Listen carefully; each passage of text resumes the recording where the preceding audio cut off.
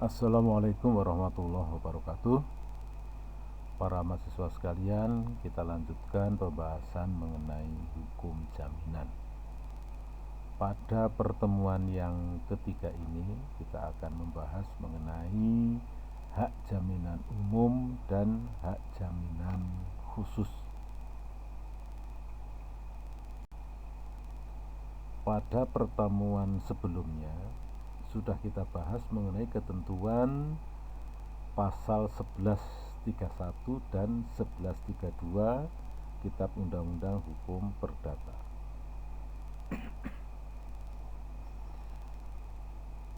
Ketentuan dalam pasal 1131 dan 1132 disebut dengan hak jaminan umum.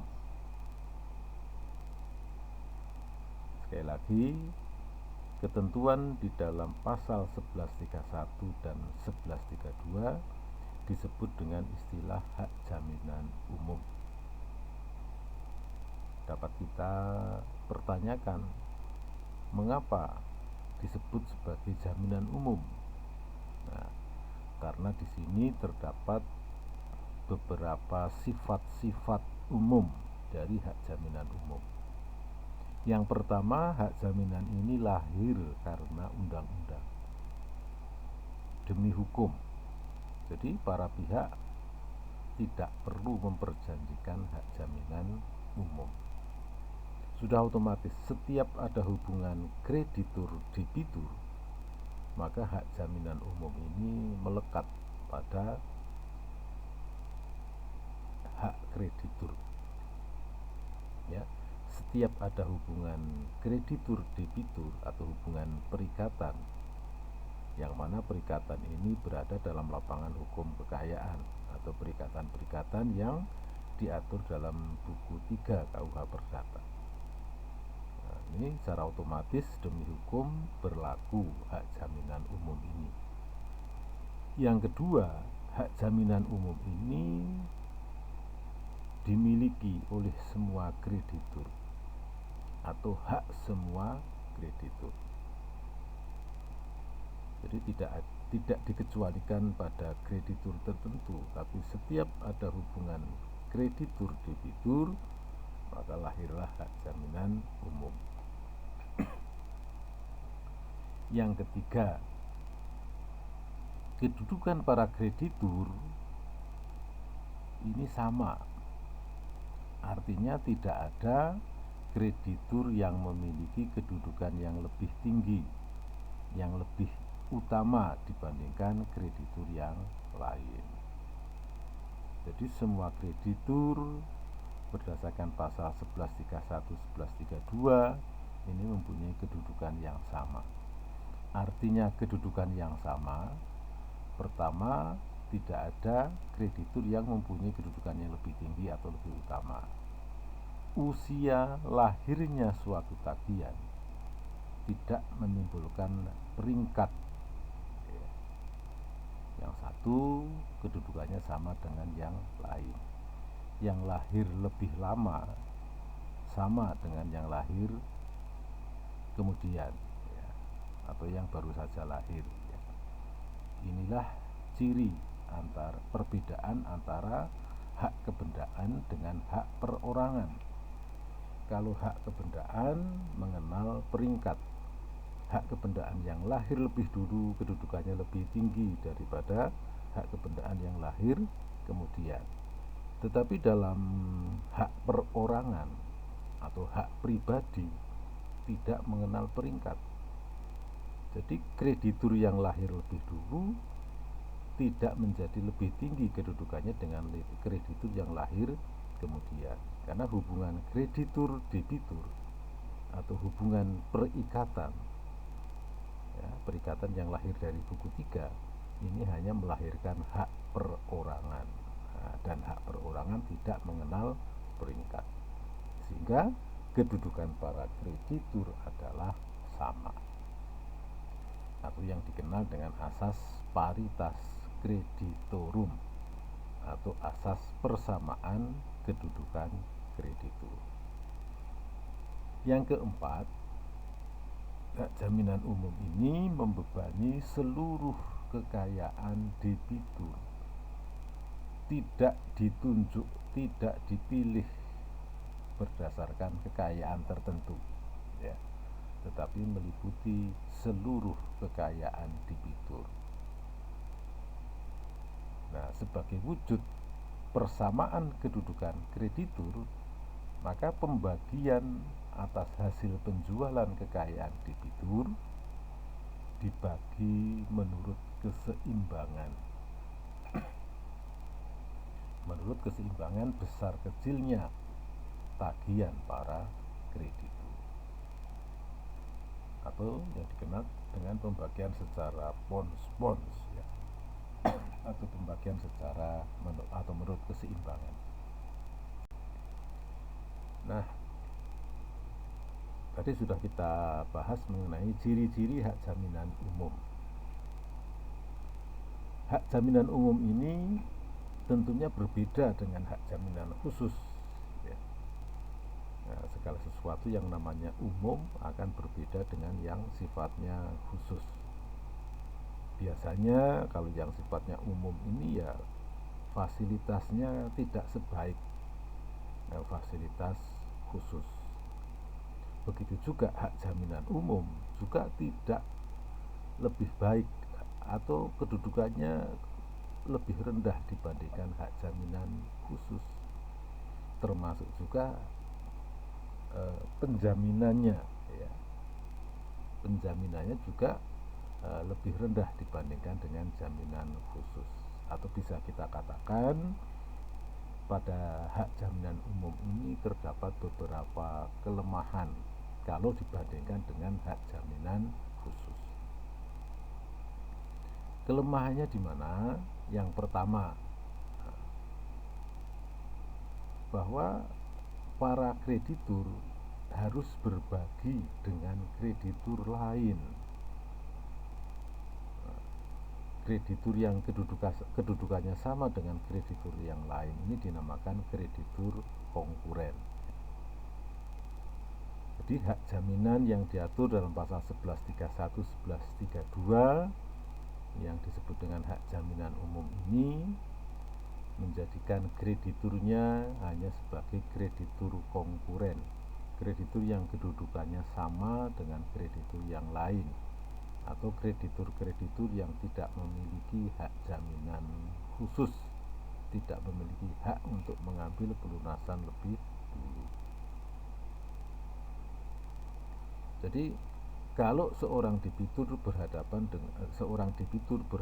dengan lebih dari satu kreditur, atau beberapa orang kreditur berhadapan dengan satu debitur, kalau para kreditur kedudukannya sama, semuanya menjadi kreditur konkuren, maka kalau terjadi eksekusi kekayaan debitur, kekayaan itu harus dibagi di antara para kreditur. Itu yang pertama. Yang kedua, kemungkinan kreditur konkuren ini tidak mendapatkan pelunasan secara maksimal, ya, karena harus berbagi dengan kreditur yang lain, maka bisa jadi kreditur ini tidak mendapatkan pelunasan secara maksimal seandainya jumlah utangnya lebih tinggi daripada kekayaan atau uang hasil eksekusi kekayaan debitur. Ya, kalau terjadi yang demikian, total tagihan lebih besar dari uang hasil eksekusi seluruh kekayaan debitur, maka tidak semua hutang bisa terbayar. Dia hanya terbayar sebagian, tidak secara penuh. Bahkan ada kemungkinan kreditur konkuren ini tidak mendapatkan pelunasan seandainya hasil penjualan kekayaan debitur ini sudah habis digunakan untuk membayar para tagihan para kreditur preferen, maka kreditur konkuren menjadi tidak kebagian pembayaran. Yang ketiga, tidak adanya benda yang secara khusus diikat sebagai jaminan. Ya, tadi sudah kita bicarakan, di dalam jaminan umum ini tidak menunjuk benda tertentu sebagai jaminan, tetapi jaminan ini membebani seluruh kekayaan debitur. Karena tidak ada benda yang diikat secara khusus sebagai jaminan, oleh karena itu debitur tetap memiliki kewenangan untuk bertindak bebas atas kekayaannya. Ya, tidak ada pembatasan tidak ada pembatasan bagi debitur untuk melakukan tindakan hukum atas kekayaannya. Dia tetap bisa menjual, tetap bisa melakukan perbuatan-perbuatan beskiking atau tindakan-tindakan kepemilikan terhadap kekayaannya.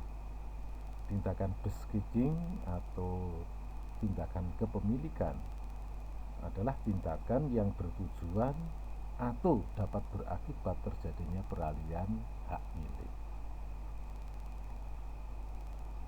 Selanjutnya, karena tidak ada benda yang secara khusus diikat sebagai jaminan, krediturnya juga tidak memiliki hak kebendaan atas kekayaan debitur.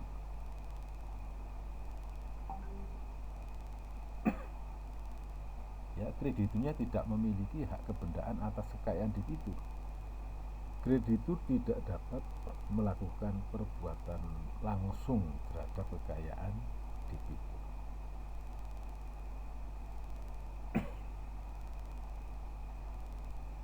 Jadi kalau misalkan debitur mengalihkan kekayaannya, ini kreditur tidak bisa langsung melakukan gugatan atau mengajukan keberatan kepada atas tindakan debitur tersebut. Berbeda halnya kalau suatu benda sudah diikat secara khusus sebagai jaminan, maka ada pembatasan kewenangan bertindak seorang debitur atas kekayaannya. Nah, dalam jaminan umum ini tidak ada benda yang secara khusus diikat sebagai jaminan. Selanjutnya,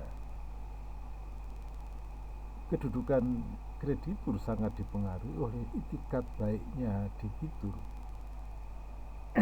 Kalau kreditur berhadapan dengan debitur yang baik, yang jujur, yang tidak mencari keuntungan sendiri, maka kedudukan kreditur cukup aman.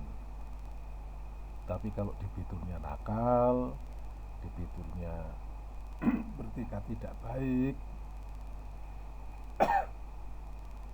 nah ini kedudukan kreditur menjadi kurang aman. Selanjutnya, pelaksanaan eksekusinya.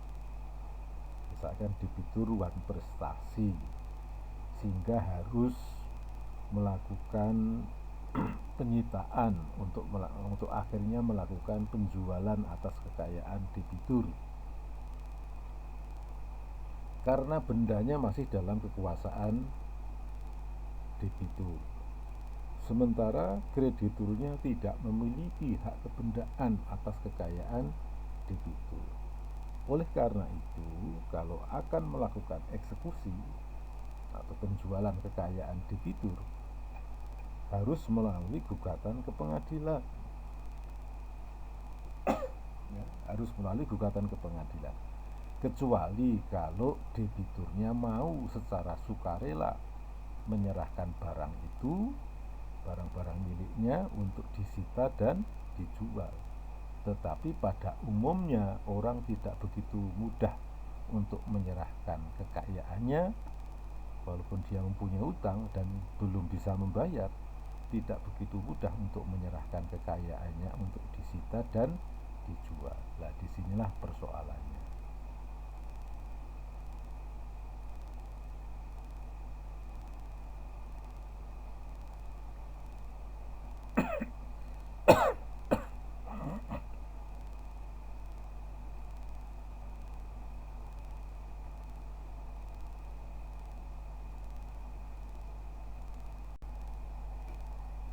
Para mahasiswa sekalian, tadi sudah kita bicarakan mengenai ciri hak jaminan umum dan kelemahan-kelemahan dari hak jaminan umum. Dalam kalimat terakhir pasal 1132 disebutkan ada kata-kata kecuali apabila di antara para berpiutang itu ada alasan yang sah untuk didahulukan. Artinya terhadap ketentuan yang sifatnya umum, yang mengatakan atau yang dikenal dengan asas paritas kreditorum, asas persamaan kedudukan kreditur, ini ada pengecualiannya, yaitu dikecualikan dari ketentuan umum itu apabila di antara para kreditur ada alasan yang sah untuk didahulukan. Jadi ini merupakan bentuk pengecualian terhadap berlakunya asas paritas kreditorum. Apa yang menjadikan seseorang kreditur memiliki alasan sah untuk didahulukan disebutkan dalam pasal 1133. Di sini disebutkan hak untuk didahulukan di antara orang-orang berpiutang terbit dari hak istimewa, dari gade, dan dari hipotek. Jadi berdasarkan pasal 1133, kreditur yang mempunyai kedudukan yang didahulukan atau kreditur yang mempunyai hak untuk mendapatkan pelunasan lebih dulu, ini lahir karena hak istimewa atau privilege dari gade dan kreditur pemegang hipotek. Nah, kreditur yang memiliki hak untuk didahulukan dibandingkan kreditur lainnya, ini disebut dengan istilah kreditur preferen atau preferente schulden. Dalam pasal 1133 disebutkan ada 3 jenis atau 3 macam kreditur, ya. Kreditur pemegang istimewa, kreditur pemegang gade, dan kreditur pemegang hipotek. Ketiga kreditur ini mempunyai hak untuk mengambil pelunasan lebih dulu atas hasil eksekusi atau atas hasil penjualan kekayaan debitur. Nah, mereka-mereka inilah yang disebut dengan kreditur preferen. Di dalam KUH Perdata, kreditur preferen hanya ada 3, yaitu kreditur pemegang istimewa atau privilege, kreditur gade, dan kreditur pemegang hipotek. Nah, saat ini di Indonesia sudah ada hukum jaminan yang lain, jaminan kebendaan yang mengatur mengenai jaminan kebendaan, yaitu fidusia dan hak tanggungan. Fidusia diatur dalam Undang-Undang Nomor 42 Tahun 99 tentang jaminan fidusia, dan hak tanggungan yang diatur dalam Undang-Undang Nomor 4 Tahun 1996. Nah, dengan demikian sekarang kita mengenal 5 macam kreditur preferen, yaitu kreditur pemegang istimewa, pemegang gade, pemegang hipotek, fidusia, dan hak tanggungan. Para mahasiswa sekalian, kalau tadi kita sudah membahas tentang hak jaminan umum yang krediturnya dinamakan kreditur konkuren, tagihannya disebut tagihan konkuren, ya. Tagihannya tagihan konkuren, krediturnya juga kreditur konkuren. kreditur yang tidak memiliki hak untuk mengambil pelunasan lebih dulu dibandingkan kreditur yang lain. Sekarang kita akan berbicara mengenai hak jaminan khusus. Ya. Kalau tadi kita sudah membahas mengenai jaminan umum, sekarang kita akan membahas mengenai hak jaminan khusus. Apa yang dimaksud dengan hak jaminan khusus? Hak jaminan khusus dapat kita artikan sebagai hak yang memberikan kepada kreditur atau hak yang memberikan kedudukan kepada kreditur. Kreditur di sini adalah kreditur tertentu, ya. Hak yang memberikan kedudukan kepada kreditur tertentu, kedudukan yang lebih baik dibandingkan dengan kreditur yang lain.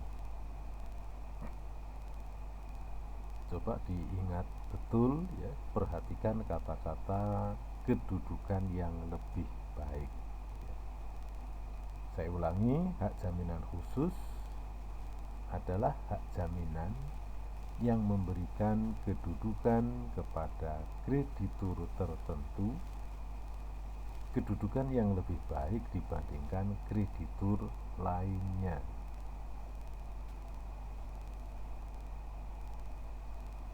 Sehingga kreditur ini kedudukannya beda dengan kreditur konkuren.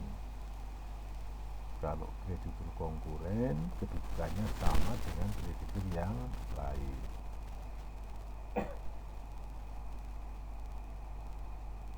Kalau kita membaca pengertian hak jaminan dalam bukunya Pitlo, Anda juga bisa melihat dalam bukunya J. Satrio yang menyitir pendapatnya Pitlo.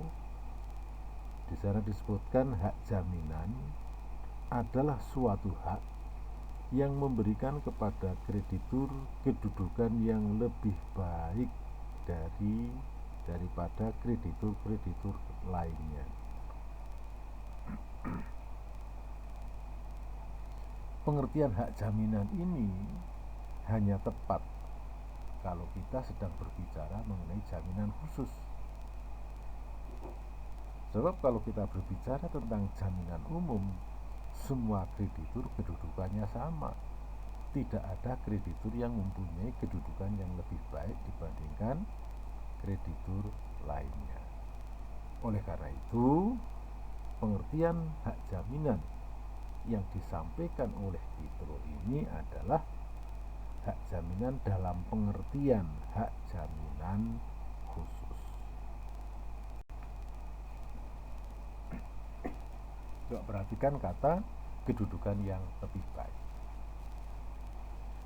Apa yang dimaksud dengan kedudukan yang lebih baik dapat kita artikan sebagai suatu kedudukan yang lebih terjamin. Kedudukan kreditur ini lebih terjamin dalam arti peluang terpenuhinya piutang lebih besar dibandingkan dengan kreditur yang lain atau kreditur konkuren. Jadi kedudukan yang lebih baik itu artinya nanti ada dua sebetulnya, ya. Karena didahulukan atau karena adanya orang lain selain kreditur yang bisa ditagih. Karena ada orang lain selain kreditur yang bisa disita kekayaannya. Dan nanti kata kedudukan yang lebih baik nanti kita bedakan berdasarkan jenis jaminannya. Kedudukan lebih baiknya pada jaminan kebendaan berbeda dengan kedudukan kreditur pemegang jaminan perorangan. Sekarang kita pegang dulu istilah kedudukan yang lebih baik dalam arti lebih terjamin. kata lebih terjamin bukan berarti pasti terbayar ya, tapi hanya memberikan peluang yang lebih baik. Nah, kita lanjutkan sekarang, apa sumber hak jaminan khusus ini? Dilihat dari sumbernya, lahirnya jaminan khusus ini dapat kita bedakan menjadi dua. Ada hak jaminan khusus yang lahir karena undang-undang, sehingga tidak perlu diperjanjikan. Nah, ini sekilas hampir sama dengan jaminan umum. Jaminan umum lahir karena undang-undang, tapi krediturnya dinamakan kreditur konkuren. Ada juga jaminan khusus yang lahir karena undang-undang, yaitu yang dikenal dengan hak istimewa atau privilege. Nah, dalam privilege ini krediturnya menjadi kreditur preferen karena mempunyai hak untuk didahulukan, kedudukannya lebih tinggi dibandingkan kreditur konkuren. Jadi jaminan khusus yang lahir karena undang-undang disebut dengan privilege atau hak istimewa, yang nanti dapat dibedakan menjadi privilege umum dan privilege khusus. Nanti pada pertemuan yang keempat akan membahas mengenai privilege ini. Sedangkan hak jaminan khusus yang lahir dari perjanjian nanti dapat dibedakan lagi menjadi dua, yaitu hak jaminan kebendaan dan hak jaminan perorangan. Hak jaminan kebendaan di sana menunjuk benda tertentu sebagai jaminan, yang nanti akan dibedakan lagi berdasarkan objek bendanya. Kalau objeknya adalah benda bergerak, maka lembaga jaminannya ada dua, gade atau fidusia. Kalau objek bendanya merupakan benda tetap atau benda tidak bergerak, di sini juga ada dua lembaga jaminannya, hipotek atau hak tanggungan. Nah, di samping hak jaminan kebendaan yang diatur dalam buku 2, ada juga hak jaminan perorangan yang diatur dalam buku 3, yang dikenal dengan istilah portoh. Sampai di sini pembahasan kita mengenai hak jaminan umum dan hak jaminan khusus. Terima kasih, ketemu lagi di lain kesempatan. Mohon maaf di dalam video ini suara saya sedikit terganggu karena kadang-kadang harus batuk ini ya, bukan disengaja ya, ini memang kondisional. Mudah-mudahan tidak mengganggu proses pembelajaran. Terima kasih. Assalamualaikum warahmatullahi wabarakatuh.